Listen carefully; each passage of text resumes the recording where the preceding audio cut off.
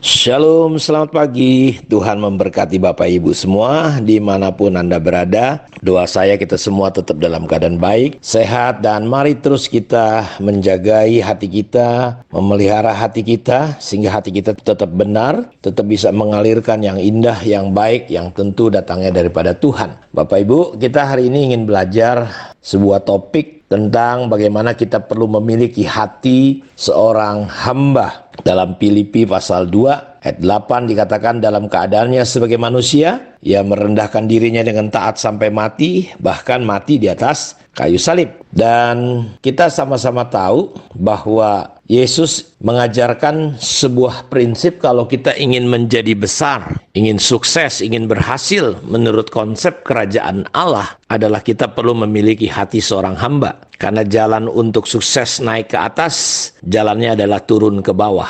Jika kamu ingin menjadi besar, biarlah kamu menjadi kecil. Jika kita ingin ditinggikan, kita perlu merendahkan diri. Jadi, memiliki hati seorang hamba, kita perlu belajar dari Tuhan sendiri, bagaimana dia telah mengosongkan dirinya dan taat sampai mati, bahkan mati di atas kayu salib. Dan penting sekali kita memiliki hati seorang hamba. Karena saya percaya akar persoalan gereja, akar masalah jemaat, semua itu terjadi adalah masalah apakah kita memiliki hati hamba atau tidak. Ini penting sekali. Karena disinilah akar masalah dan persoalan kita. Banyak gereja pecah belah, rumah tangga cerai, dalam bisnis hancur antara satu dengan yang lain. Jawabnya sederhana, karena kita nggak cukup punya hati seperti hatinya Tuhan yang adalah hati hamba. Dalam Lukas 17 ayat 10, demikian jugalah kamu apabila kamu telah melakukan segala sesuatu yang ditugaskan kepadamu, hendaklah kamu berkata, kami adalah hamba-hamba yang tidak berguna, kami hanya melakukan apa yang harus kami lakukan. Supaya kita bisa memahami prinsip Injil Lukas pasal 17, kita perlu memahami konteks pada masa lalu yang namanya perbudakan, yang namanya perhambaan itu terjadi. Dan dalam konteksnya orang Yahudi, saudara harus mengerti, orang Ibrani, hamba adalah bawahan dari seorang atasan.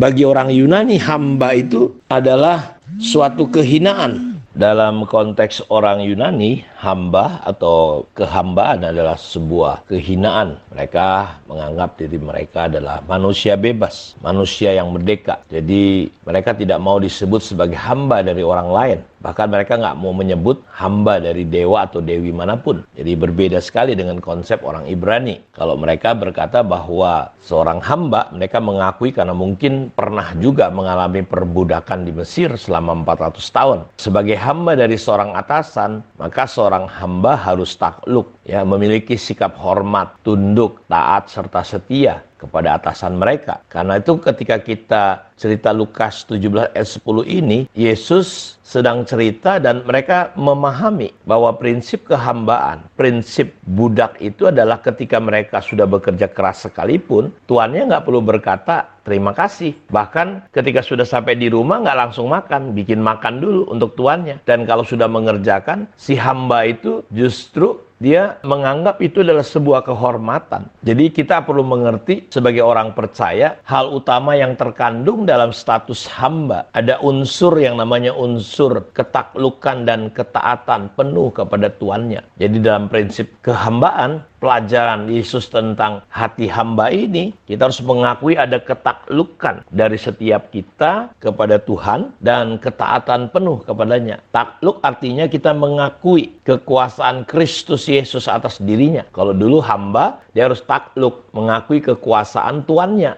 Dan Tuhan kita dulu dosa, sekarang adalah Kristus. Jadi kita harus takluk, kita harus mengakui kekuasaan Tuhan atas hidup kita, berdaulat, berkuasa di atas kita. Dan yang kedua, unsur di dalam kehambaan itu adalah ada ketaatan. Taat artinya kita harus senantiasa tunduk dengan kesadaran penuh bahwa Tuhan kita, Yesus Kristus, telah menebus kita dari kuasa dosa. Kita diubah menjadi hamba kebenaran. Kita dulu hamba dosa, sekarang kita adalah hamba kebenaran. Karena itu saya ingin review sedikit lagi tentang apa yang sudah kita pelajari pada minggu-minggu sebelumnya, adalah seorang hamba itu memiliki yang namanya sikap kerelaan. Tidak terpaksa, dipaksa, tapi dengan sukarela. Jadi ada sukacita ketika mengerjakan apapun, kepentingan, kemauan tuannya. Jadi hamba memiliki yang namanya kerelaan. Yang kedua, seorang hamba memiliki sikap hati penuh hormat. Sikap hatinya baik, benar, bagus, punya attitude. Seorang hamba, dia melihat bahwa bekerja, melayani adalah sebuah kehormatan. Dia bersyukur kalau bisa dipercayakan. Karena itu, kalau kita bisa melayani, melakukan ini dan itu, kita harus melihat ini adalah sebuah kehormatan. Terkadang pelayanan harus dinilai dengan uang hari ini. Sehingga ketika tidak dapat uang, orang bersungut-sungut hari ini. Beda sekali, saudaraku. Dan itu tidak benar.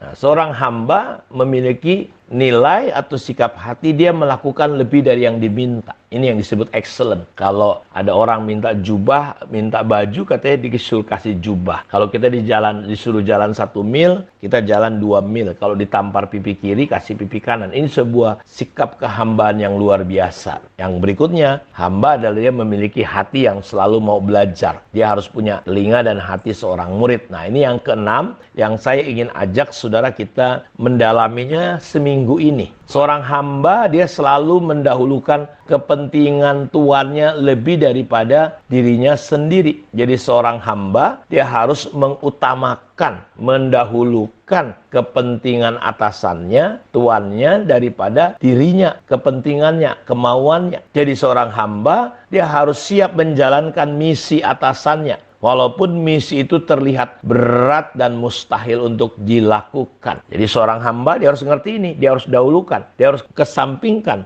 kepentingan dirinya. Dan dia harus mengutamakan kepentingan tuannya. Karena itu saya ingin mengajak kita hari ini melihat contohnya adalah Tuhan Yesus. Karena dia mengosongkan dirinya, mengambil rupa sebagai seorang hamba, doulos. Dan dalam keadaan sebagai hamba itulah dia telah taat sampai mati, bahkan mati di atas kayu salib. Nah, kita lihat dalam Yohanes 17 ayat 18 dan 19. Sama seperti engkau telah mengutus aku ke dalam dunia, demikian pula aku telah mengutus mereka ke dalam dunia, dan aku menguduskan diriku bagi mereka supaya mereka pun dikuduskan dalam kebenaran. Aku menguduskan diriku bagi mereka supaya mereka pun dikuduskan dalam kebenaran. Kita lihat Tuhan Yesus memiliki sikap seorang hamba, dan dalam konteks ini dia berkata, aku menguduskan diriku. Kata menguduskan di sini cerita tentang hagiasmos, pengudusan. Jadi Yesus dengan sengaja memisahkan dirinya. Demi apa? Demi rencana Tuhan. Ketika kita mengambil sikap sebagai seorang hamba, kita, saudaraku, memutuskan untuk kita takluk tunduk kepada Tuhan kita Yesus Kristus. Kita akan membahas ini pada hari-hari ke depan. Saya berdoa Bapak Ibu tetap mengikuti suara gembala ini, sehingga kita bisa mendalami Yohanes 17 ayat 19 ini. Kiranya Tuhan memberkati kita. Mari kita berdoa. Bapa, terima kasih kemurahan dan anugerah-Mu yang tidak pernah habis-habis. Kami terus sedang belajar kebenaran firman-Mu tentang bagaimana kami harus menguduskan diri kami demi rencana-Mu. Demi untuk melihat jiwa-jiwa dimenangkan. Demi misi Tuhan bisa terjadi. Karena itu Tuhan, lawat dan jamah semua umat-Mu dimanapun mereka berada. Kami bersyukur untuk firman Tuhan yang terus kami bisa terima. Dalam nama Yesus kami berdoa. Amin.